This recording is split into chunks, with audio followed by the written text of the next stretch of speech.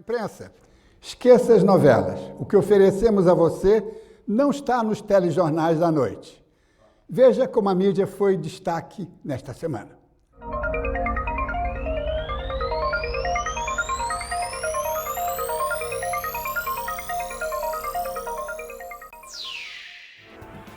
O Papa Bento XVI realizou obras importantes no seu curto pontificado, mas no Brasil conseguiu um verdadeiro milagre: tirar o rei Momo de cartaz em pleno carnaval.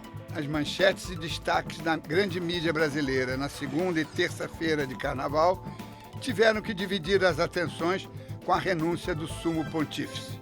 Junto aos badalados e superbatidos desfiles das escolas de samba, apareciam as surpreendentes e inconfortáveis notícias de um Papa que abdica do poder e clama por uma renovação na Igreja. Na quarta-feira de cinzas, fazendo jus ao início da quaresma, o Papa denunciou a hipocrisia e o carreirismo no clero. Nos dias seguintes, continuou as manifestações no mesmo tom. Não se confirmaram as alegações iniciais de que o Papa renunciava por sentir-se frágil e enfermo, pois nos dias seguintes, a cada nova manifestação, aquele sacerdote de 85 anos parecia mais determinado e disposto a fazer o que pensa. Num dos sermões de 45 minutos, foi ovacionado de pé pelos presentes, emocionante cena jamais vista no Vaticano. O pontificado de Bento XVI vai encerrar-se no próximo dia 28 de fevereiro, mas logo em seguida começará um apostolado com as ideias que acaba de anunciar. Tudo indica que o Vaticano continuará sendo palco de cenas surpreendentes. Comemorar os 125 anos de fundação de um jornal não é algo muito frequente, mas quando esse jornal mantém-se como uma referência global, a efeméride passa a significar muito mais. O Financial Times, FT para os seus leitores, é o mais importante e mais respeitado diário de economia e finanças do mundo. Ficou conhecido por adotar um papel cor de salmão, mas também porque a sua qualidade está presente em todas as páginas, até mesmo em arte e cultura. Sua notória independência ficou demonstrada quando apoiou a reeleição de Barack Obama e também as conclusões do inquérito Leveson, embora seja apontado como conservador. Longa vida ao Financial Times. A chegada ao país da jornalista cubana Yoani Sanchez deveria ser tratada por todos como um passo à frente e não como um pretexto para acertos de contas no velho estilo da Guerra Fria. Depois de 5 anos, Yoani conseguiu licença para sair de Cuba. É um avanço notável que precisa ser saudado por todos os interessados em normalizar a situação no Caribe.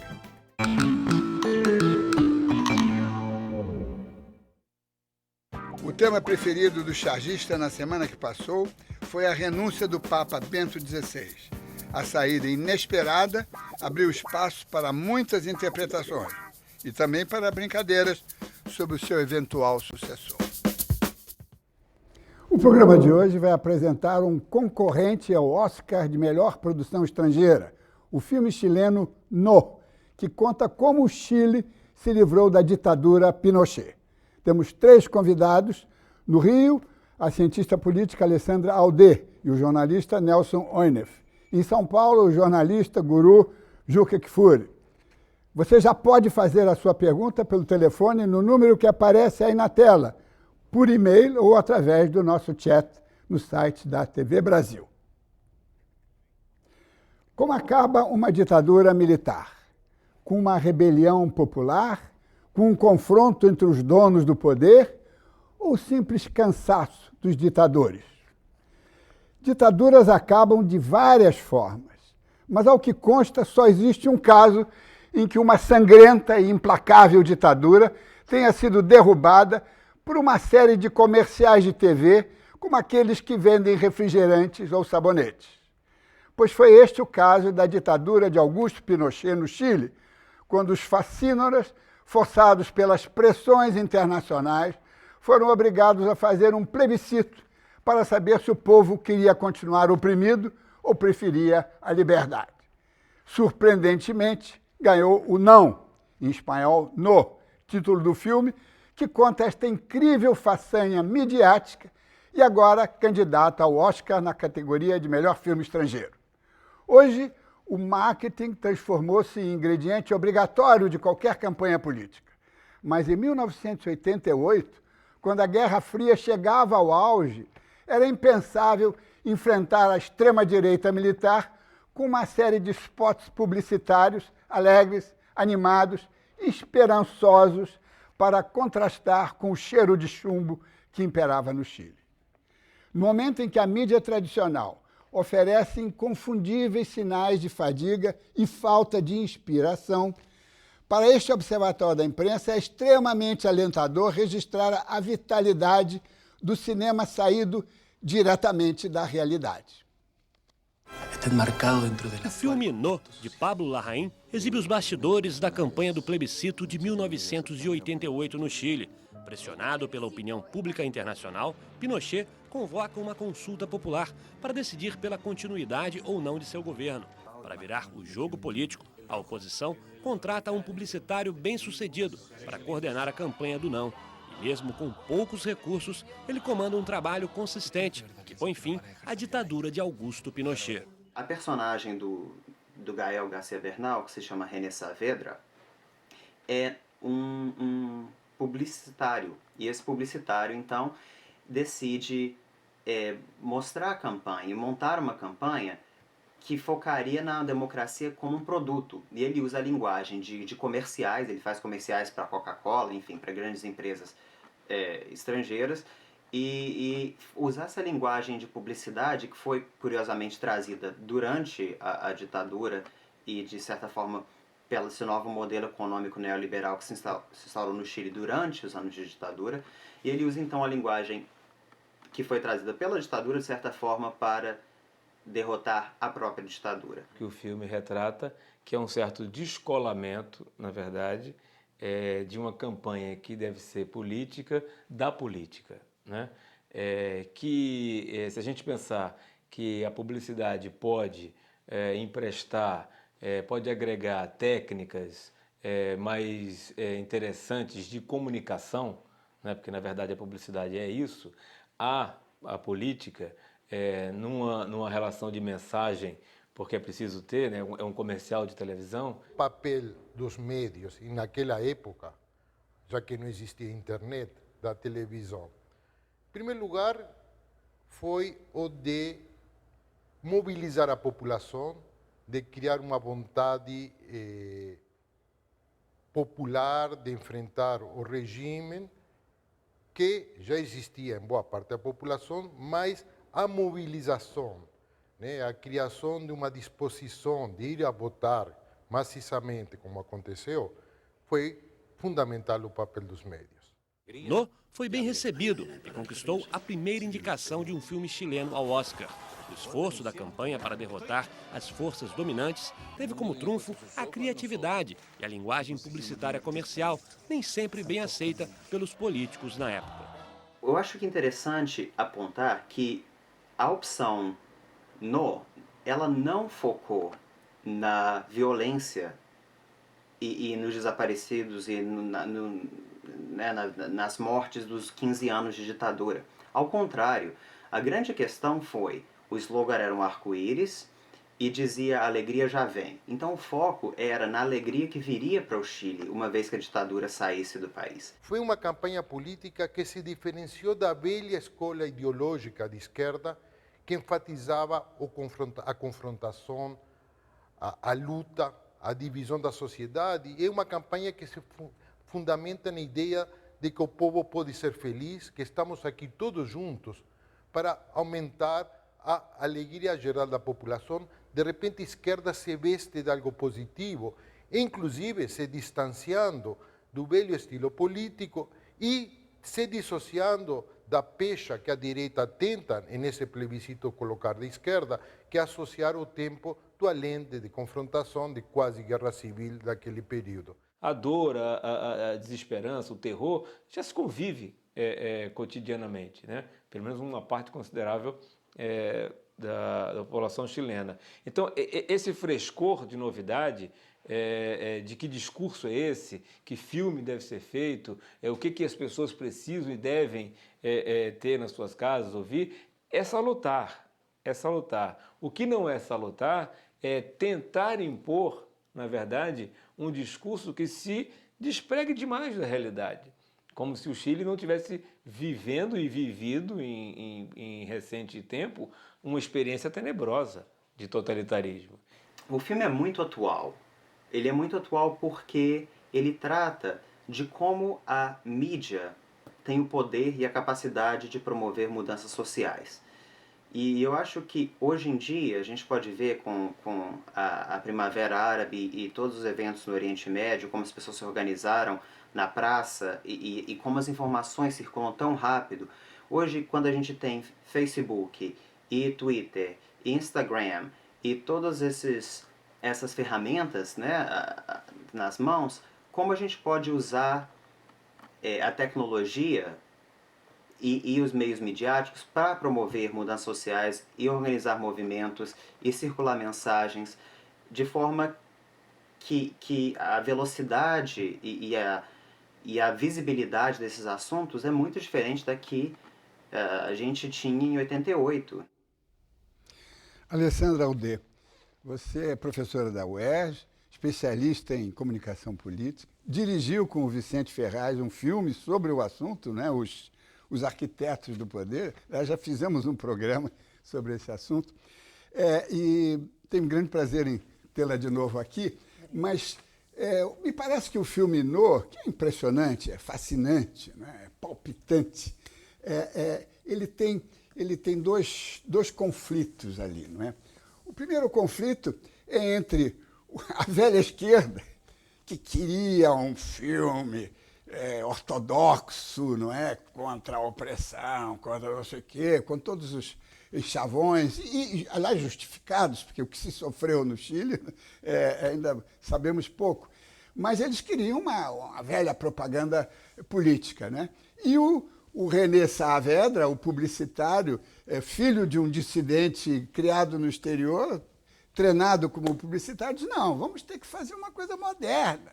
Então, temos o conflito entre, digamos, a velha esquerda, o novo espírito de comunicação, e temos também o Pinochet, né, achando que ele ia ganhar, porque ele tinha o poder para esmagar aquela tentativa ridícula, não é, de letra. Como é que você vê esse jogo que o filme apresenta, esses dois conflitos? Né? Interessante, porque acho que os próprios oposicionistas não acreditavam na possibilidade de ganhar, até porque o plebiscito foi proposto pelo regime, então existia toda uma expectativa de ambos os lados que era um plebiscito de mentirinha.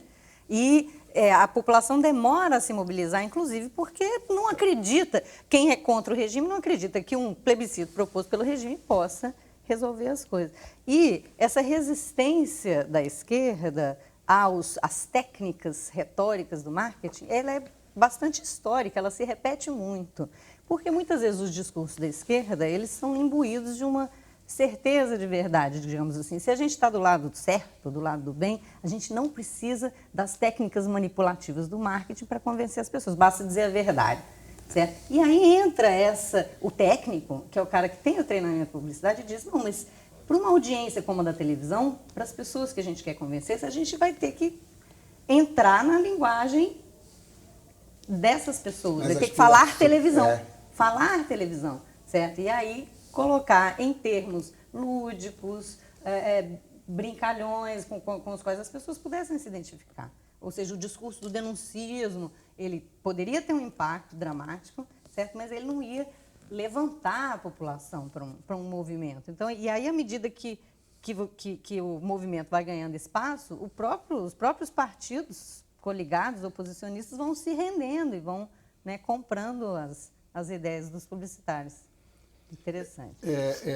Nelson, e como é que você vê, digamos, de repente, o Pinochet e os militares, e os civis que estavam lá, os burocratas que estavam com ele, de repente começam a perceber que eles estão perdendo a mão, aí tentam imitar. Não é? Como é que você viu esse... Porque eles se assustaram, né? E tentaram até depois uma espécie de golpe que os outros generais disseram que não entravam. Como é que você vê isso? É porque é o momento que você vê que aquele é o discurso correto, né? Aquele é o melhor discurso, aquele é o discurso, obviamente, vencedor, né?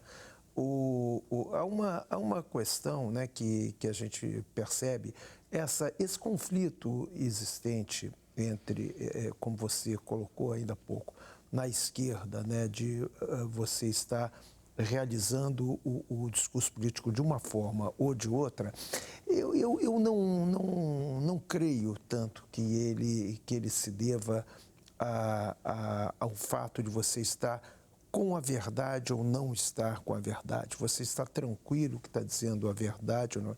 É muito mais ligado ao sectarismo, né, ao chavão, né? O discurso tradicional da esquerda, ele se ampara muito no chavão, no sectarismo, não necessariamente nas verdades, mas frequentemente nas mentiras. O filme leva isso para um outro patamar e eu acho que é nesse momento em que, dentro da ficção, o povo percebe, os opositores percebem que a situação está perigosa para eles.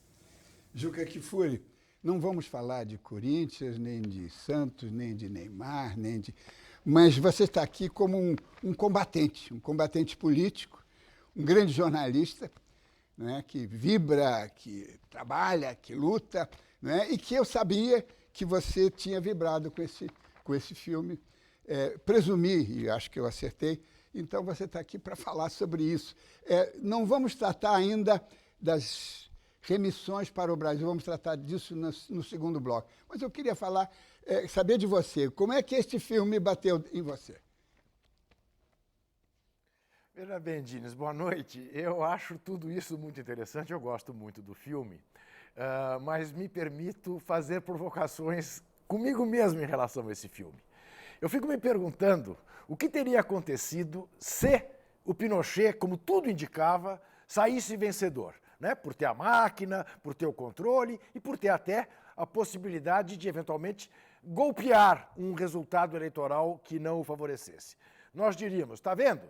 Tentaram despolitizar a política, tentaram despolitizar uma campanha eleitoral e deu no que deu, né? Trataram o horror que foi a ditadura de Pinochet com tons mais leves, venderam a esperança, fizeram uma campanha política como se fosse a venda de um refrigerante e o resultado era inevitável, tinha que perder, né? Não. O que eu acho curioso é nos pegar, torcendo, não é, pelo resultado da despolitização que acabou tendo um significado estupidamente político, brilhantemente político, que foi derrotar uma ditadura sangrenta como aquela, da maneira como um saque brilhante de um publicitário foi capaz. Agora, o que nós temos que olhar para frente, que eu acho que é o nosso próximo tema a discutir, né, é em que medida isso acaba se exacerbando, cometendo exageros, e aí a gente vê o ferramenteiro que acordava de mau humor na primeira campanha para o Lulinha, paz e amor da campanha vitoriosa, e isto vira uma escola que comete, ou pelo menos traz dentro de si mesmo o risco da despolitização. Vamos fazer uma breve pausa e voltamos daqui a pouco.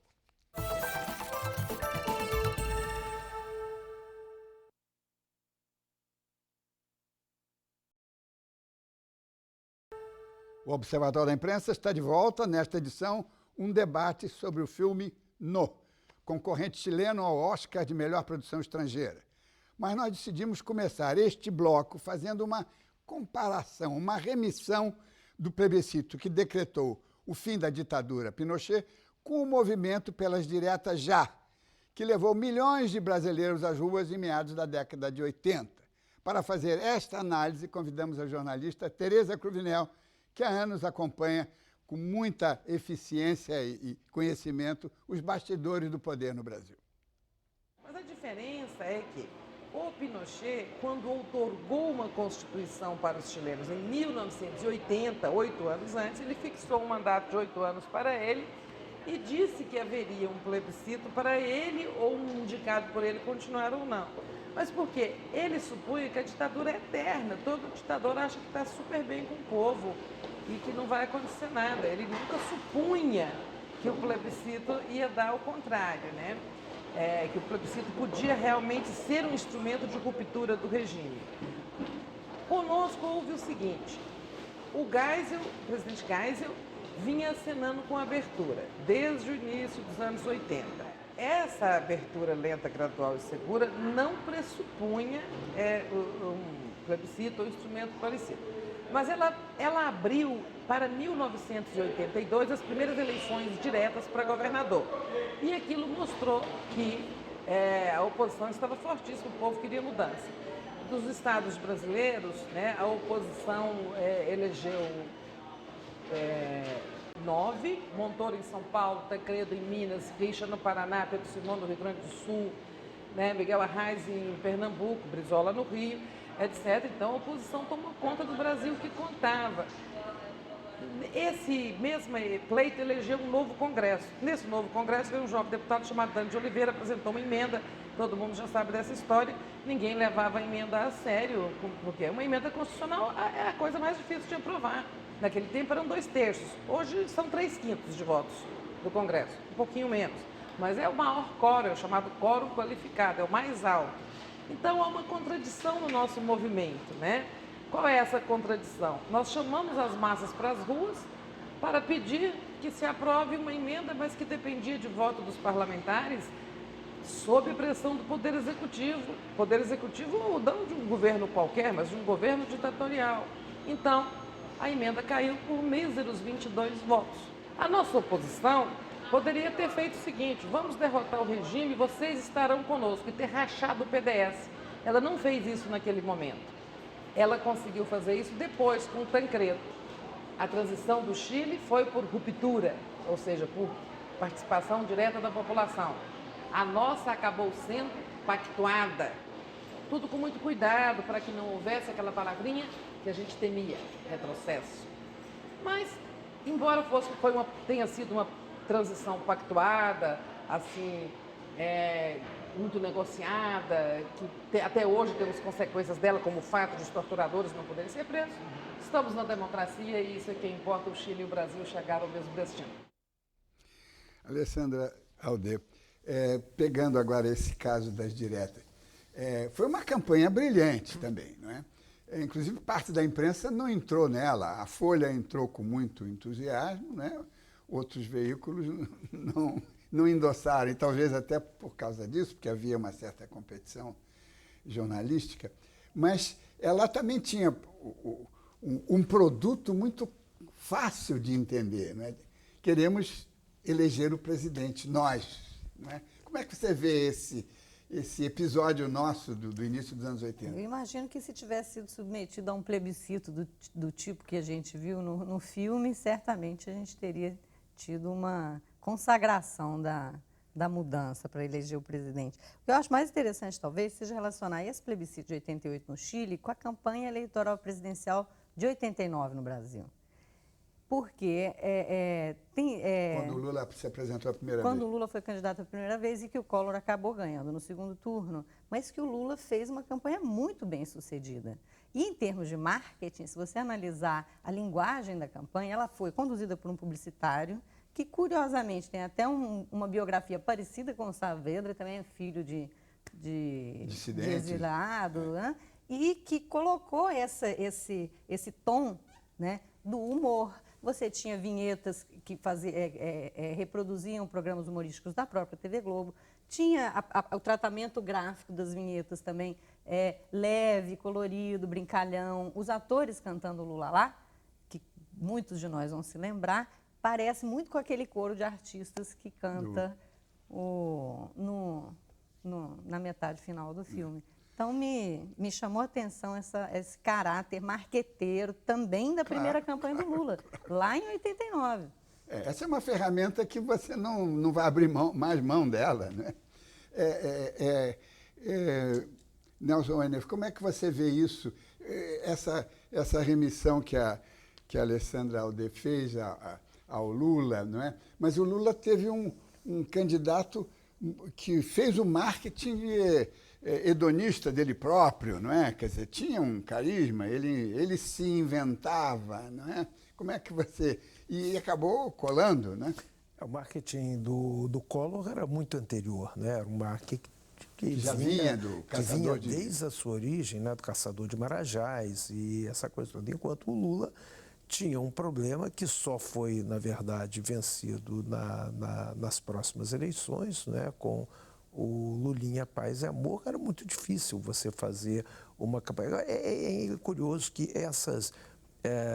os símbolos da grande televisão, né, da televisão de massa, da Globo, elas ainda assim, me parece, elas que são colocadas de uma forma muito popularesca, ao contrário do que acontece na campanha feita pelo Saavedra, não é?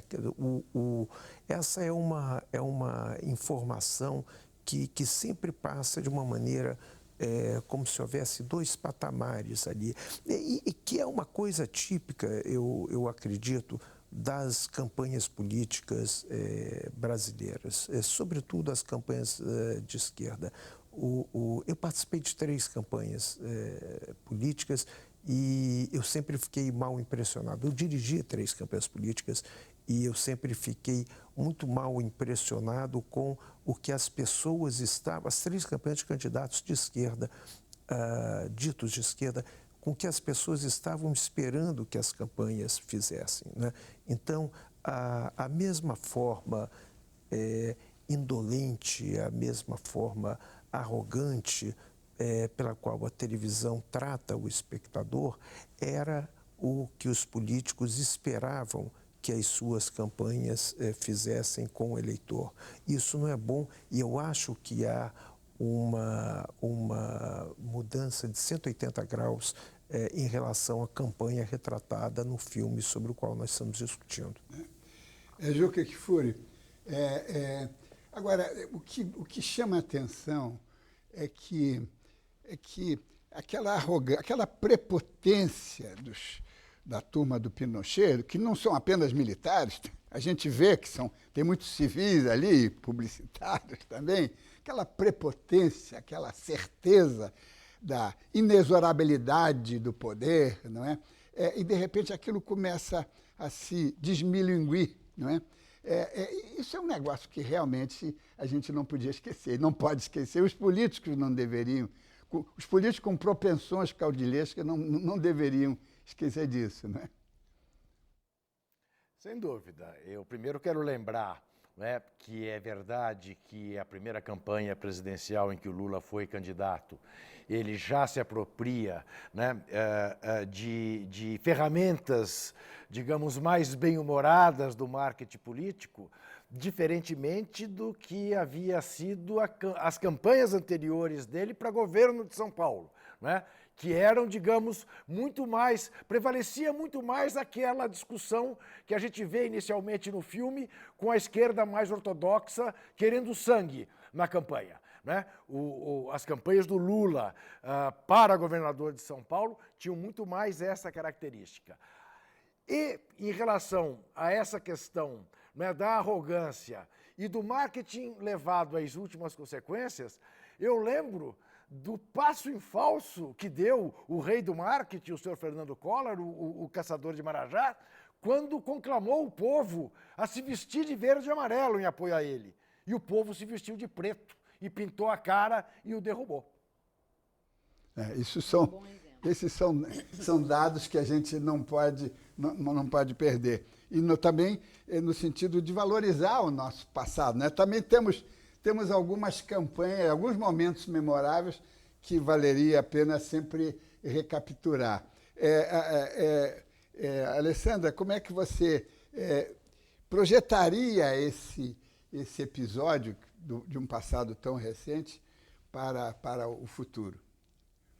Com as novas técnicas, novas ferramentas, não é? Porque hoje nós temos uma coisa... A política, ela incorpora as linguagens disponíveis, porque a política, para sobreviver, precisa se comunicar, precisa dos apoios, então ela vai sempre procurar manipular a comunicação no que tiver ao seu alcance.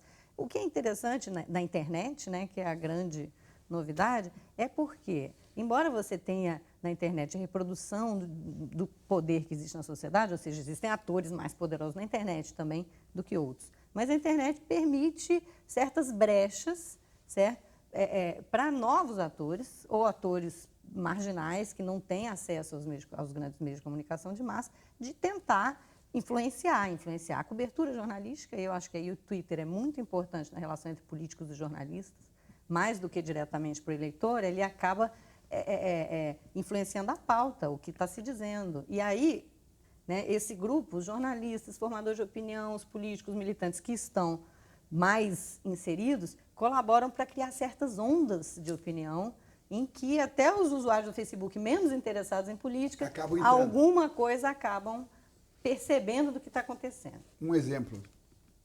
Eu acho o exemplo da campanha do Marcelo Freixo para a Prefeitura do Rio de Janeiro no ano passado um exemplo bastante emblemático disso, certo? Porque ele realmente tinha poucos outros recursos que não fossem a internet e usou muito habilmente, teve também muito apoio espontâneo, mas foi habilidoso em usar um certo capital simbólico que ele tinha por ter sido personagem de um filme muito bem sucedido, ele usou isso com habilidade, e ele soube mobilizar principalmente a juventude carioca através do Facebook e das redes sociais em geral. Ele teve uma votação significativa, eu acho, como resultado disso.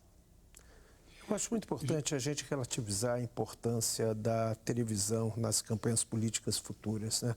A importância da televisão, de um modo geral, ela tem que ser relativizada. Nós ainda pensamos numa televisão de massa, numa televisão que fazia 70%, 80%, 90% de audiência. Hoje nós estamos falando de uma televisão que faz 23%, 24%, e nós estamos falando de um público emergente que simplesmente desconhece a televisão, né? As pessoas mais jovens, a garotada, elas simplesmente desconhecem a televisão. Essas pessoas é que são as eleitoras dos próximos anos, né? Eu acho que nós estamos vivendo os últimos momentos da importância toda da televisão dentro da campanha política. Juca, você mencionou ainda no primeiro bloco de que todo o sucesso, a genial fórmula de sucesso do René Saavedra, não é, de apelar para a alegria, para mensagens mais de caráter psicológico, isso levado ao extremo pode realmente acabar com, digamos, o debate político, não é? Porque aí começa-se a jogar, se o grupo oponente também começar a fazer apelações de caráter nesse sentido, psicológicos, e aí você foge do debate político, né? Você vê esse perigo mesmo?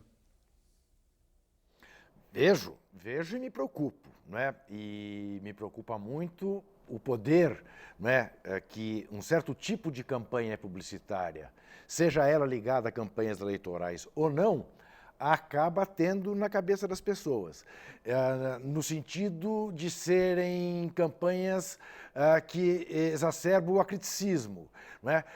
Que vendem uma ideia otimista pelo otimismo absolutamente despregada da realidade e transforma as pessoas que têm alguma coisa a mais na cabeça e que são críticas da realidade em pessimistas ou em fracassos maníacos, para usar um termo que andou em voga em regimes, em governos anteriores. Te dou um exemplo de alguma coisa que está acontecendo neste momento, né?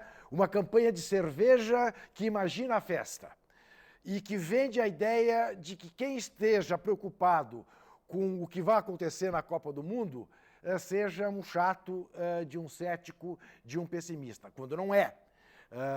por todas as razões e todos os indicadores que nós temos. Mas em que tecla se bate de maneira burra, de maneira doentia, de maneira absolutamente desprovida de qualquer senso crítico, que vai ser uma festa, independentemente de qualquer coisa. Se os aeroportos vão funcionar ou não, não importa, vai ser uma festa. E isto acho que não colabora para o sentimento cidadão e não colabora para a democracia. Vamos fazer um brevíssimo intervalo e voltamos já.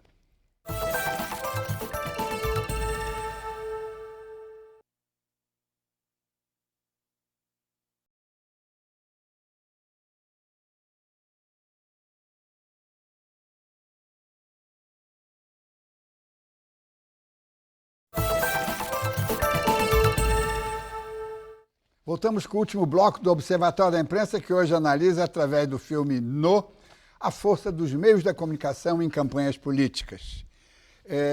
Alessandra Aldedo, nós temos um telespectador que, através do Facebook, nos mandou uma pergunta, o Glauber Macário, de São Paulo.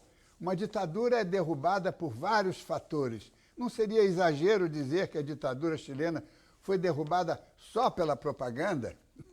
Certamente. É para você. Certamente. Acho que ninguém falaria isso, até porque uma das chaves para fazer propaganda e o discurso persuasivo em geral é que existe um limite da realidade. A campanha do plebiscito no Chile não teria tido o menor efeito se as pessoas já não tivessem desgastadas com a ditadura, cansadas. A campanha tocou no ponto sensível da população que já não aguentava mais aquela ditadura e, na verdade, conseguiu mobilizar as pessoas para além da descrença, da apatia, conseguiu. E isso a gente tem exemplos no Brasil. Por exemplo, o contexto político-econômico de 94, com o Plano Real, é que foi fundamental para a vitória do Fernando Henrique Cardoso. Ali não foi uma disputa de a melhor campanha de televisão. Sim, certo? É uma coisa concreta. A mesma coisa em 2002, com o desgaste do governo Fernando Henrique, o Lula já estava com a eleição muito fácil de se ganhar. Ou seja, sim, o marketing teve uma influência? Certamente teve. Certo? Mas não é o fator determinante. A gente que estuda ciência política vai sempre colocar o contexto político como um elemento fundamental de uma campanha. Nelson Roeneff, vocês, com essa múltipla experiência, jornalista, comunicador, realizador, homem de televisão, como é que você vê todo esse quadro que se desenha a partir de agora, não propriamente a partir do episódio chileno, que ele já se passou, mas ele teve o mérito, esse filme, de nos lembrar que existe uma coisa chamada inteligência na campanha política, né? Esse é o grande mérito do filme, James, eu concordo com você. Eu acho que o filme fez isso de uma forma brilhante, né? O filme, esteticamente, ele é brilhante, né? Ele usa alguns artifícios, ele, ao invés de trazer o tempo para o presente, ele retorna para lá, inclusive na maneira... O filme é todo filmado em umatique, né? Que era a maneira como você gravava a televisão naquele momento, e isso faz com que toda a estética do filme, né, te carregue, você é colocado naquele momento. É interessante que quando você vê aqueles comerciais que são realmente brilhantes, né, aquilo não parece uma coisa entrante no filme, aquilo faz parte do filme naturalmente. Esse é o grande mérito narrativo do filme, a meu ver. E se não fosse isso, eu acho que nós não estaríamos sentados aqui agora discutindo o filme, e muito menos o filme estaria indicado a um prêmio importante como o Oscar em língua estrangeira. Que é esse domingo, né? Juca, tem aqui uma telespectadora, Cláudia Mendes, de Campina Grande, da Paraíba. Ela também manda uma mensagem. As campanhas virais, virtuais, não são muito menos confiáveis, pois não há uma responsabilidade de quem propaga a informação. Como é que você vê isso? Nós estamos saindo da pré-história e entrando na modernidade do marketing, né? Certamente, esse é um dos problemas, né? Esse é uma das armadilhas das redes sociais, né? Da dificuldade de você responsabilizar quem é, em última análise, autor de certas coisas que correm pela rede. Agora, eu queria lembrar, até porque você falou da campanha das diretas no início do segundo bloco, né? E ao me apresentar, disse que eu não viria aqui hoje falar de futebol, que é verdade. Eu quero lembrar dois aspectos que eu acho que são importantes da história política recente do Brasil. A brilhante ideia do editor Caio Graco, né? Da editora Brasiliense, saudoso Caio Graco, com o saque da cor das diretas, né? Visto amarelo pelas diretas, não tínhamos internet, a televisão não era exatamente um veículo que olhava com simpatia para a campanha das diretas e pegou. O amarelo virou a cor das diretas. Até na tornozeleira do Dr. Sócrates, né? Que apareceu numa das fotos aí com Osmar Santos, com Casagrande, com Fernando Henrique, com o Dr. Ulisses. Dr. Sócrates, que hoje faria 59 anos de idade e que certamente se sentiu homenageado pelo vestido da professora Alessandra em preto e branco. Que ótimo. Olha, então estamos aqui com a foto do Sócrates, que eu não sabia que comemorava seu aniversário hoje, né? 59 de Juca, não? Faria 59 anos hoje. Como nosso anfitrião também comemora aniversário hoje. Não, mas isso está censurado. Alessandra, o que me fascina, essa é a oportunidade, e todos vocês têm essa experiência, e eu mencionei rapidamente no fecho do editorial, o campo que se abre para o cinema de atualidade. Eu não digo documental, porque esse não é um filme documentário, é um docudrama, né? Assim, é a classificação americana de docudrama. Mas tem cenas reais ali, tem os próprios filmetes, os spots estão lá, todos eles exibidos, e abre-se realmente um caminho novo. Eu não sou contra a ficção, mas eu acho que o mundo está precisando de um sacolejo de realidade, não é? Eu acho que essa tendência que está se abrindo, esses filmes inspirados na realidade, realmente são uma grande novidade num momento em que a imprensa, chamada tradicional, está apresentando sinais de fadiga. Ela se convenceu que ela vai acabar quando não devia se convencer, não é? É um suicídio espiritual da imprensa. Ela teria um caminho muito grande para ver. E aí surge o cinema inspirado na realidade que está nos trazendo aqui para discutir isso, né? Acho, em relação a esse filme, O isso No. é muito evidente, porque embora o filme não seja um documentário, até a linguagem que ele trabalha, como o Nelson chamou a atenção, ela chama atenção, ou seja, ela quer ser um documento. Ele é um documento histórico, ele é muito bem pesquisado, ele é cuidadoso, Claro. ele vai, entendeu, em cima. Então, e a audiência de cine documentário no Brasil também, nos últimos anos, ela mudou muito, ou seja, você tem um interesse novo por documentário, por ficção baseada na realidade. Eu não sei se isso é uma contrapartida, uma substituição a uma, né, deficiência da imprensa, a um lugar que a imprensa deveria estar ocupando. Eu acho que talvez seja talvez essa proliferação mesmo da informação, com tanta... né? Tantas ofertas. Tanta oferta que, como a espectadora chamou a atenção, muitas vezes não são verificáveis, não são confiáveis, né? Mais história, mais informação, pode ser uma coisa que as pessoas, né, recebem com interesse. Nelson, 1 minuto para dizer uma coisa memorável, depois o Juca dirá a sua coisa memorável e encerramos o programa. Quem sou eu para dizer coisas memoráveis? Mas uma coisa memorável é isso que você está se referindo agora, que é essa ascensão do cinema documental. O cinema documental vive um grande momento, as pessoas estão se percebendo a importância do cinema documental, tornou-se muito mais barato fazer, e você tem que levar em consideração alguns números. Por exemplo, no ano passado foram lançados em telas de cinema 49 documentários brasileiros. 49 documentários brasileiros de cinema contra 59 filmes brasileiros de ficção. Quer dizer, nunca isso aconteceu.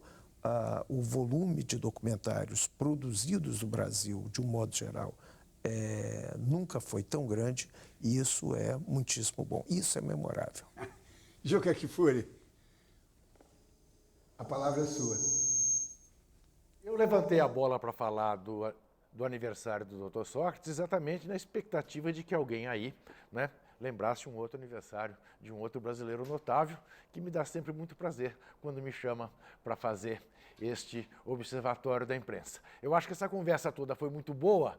Eu acho que este filme é um filme que marca uma época e torço até, embora duvide um pouco que a academia dê a ele o galardão de melhor filme estrangeiro do ano, mas chama atenção para o risco do ovo da serpente. Eu gosto do bom humor, eu gosto da inteligência, mas eu gosto da discussão política como ela deve ser feita, sem usar tantos artifícios que despolitize a política. Chegamos ao final do programa. Quero agradecer a presença dos jornalistas Juca Kfouri, mestre, Nelson Freire, outro mestre, e da cientista política Alessandra Alder, também mestra. E na próxima semana, depois de 30 dias, depois da tragédia de Santa Maria, vamos lembrar a importância da imprensa local e regional na cobertura dos grandes acontecimentos. E lembre-se, assistindo ao Observatório da Imprensa, pela TV, pelo rádio, pela internet, você nunca mais vai ler jornal do mesmo jeito. Boa noite.